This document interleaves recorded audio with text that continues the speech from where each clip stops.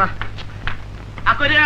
কি হয়েছে এখন কি করি? হ্যাঁ কতবার তোরে কইছি এই ঝামেলা যাওয়ার কোনো দরকার নাই।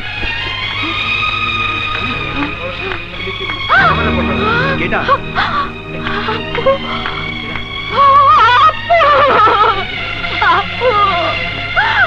কি হলো? তুমি কেন আমাদের ছেড়ে চলে গেলে আপু? পর নিয়মিত মামলা নেওয়া হবে। বাহ, কি সুন্দর এদেশের আইন। একটি মেয়েকে ধর্ষণ করার পর তাকে মেরে ফেলা হয়েছে, যা তার দেহেই প্রমাণ পাওয়া গেছে। অথচ আপনি আইনের রক্ষক হয়ে বলছেন তদন্ত করবেন, সাক্ষী প্রমাণে প্রমাণিত করবেন, ময়না তদন্ত করবেন, তারপর মামলা নেবেন। ওসি সাহেব, আমি জানি না আপনি কোন মায়ের সন্তান কিনা, আপনার কোন স্ত্রী কন্যা আছে কিনা। তাহলে তাদের গিয়ে জিজ্ঞেস করতাম, সমাজের পশু নামধারী পুরুষ মানুষগুলো যখন কোন নারীর সতীত্ব নষ্ট করে, তখন কাউকে সাক্ষী রেখে তার সতীত্ব নষ্ট করে কিনা? তুমি জানো কার সামনে দাঁড়িয়ে কথা বলছো? জানি, নাদের মোল্লার কাদের মোল্লার পালিত এক পশুর সামনে দাঁড়িয়ে কথা বলছি। কিন্তু আমার দুঃখ যে আপনার শরীরে আইনের পোশাক পরা, নইলে এই মুহূর্তে আপনার মতো পশুকেও এই আমি খুন করতে দ্বিধা করতাম না। আউট! মুক্তি,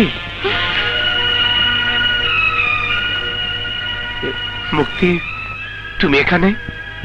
আমারও তো একই প্রশ্ন, আপনি এখানে কেন? কেন?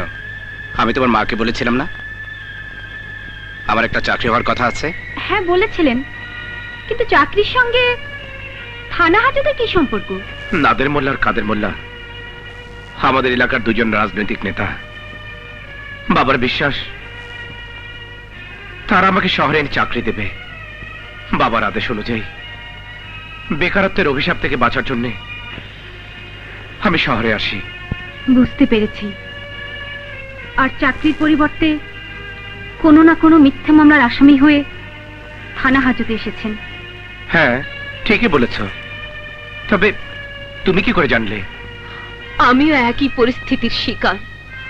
আমার যে বোনের ঘটনা আপনি স্বচক্ষে দেখেছিলেন, সেই বোন আজ আর এই পৃথিবীতে নেই। কি বলছো তুমি? আপনি তো জানেন না,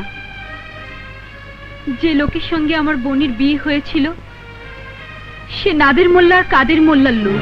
আমার অনুপস্থিতিতে কৌশলে আমার বোনকে ওই হারামজাদাকে দিয়ে নিয়ে সে নিজেও মরেছে, আমার বোনকেও ইজ্জত সহ নিজের জীবন দিতে হয়েছে। এবং সেই বোনের হত্যা মামলা করার জন্য থানায় এসে দেখি নাদের মোল্লার লম্বা হাত থানা পর্যন্ত গ্রাস করেছে।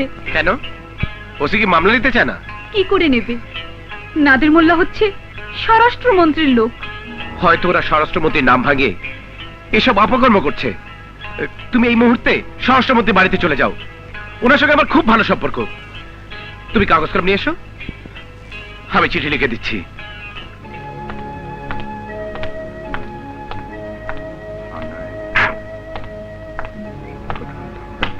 রফিক,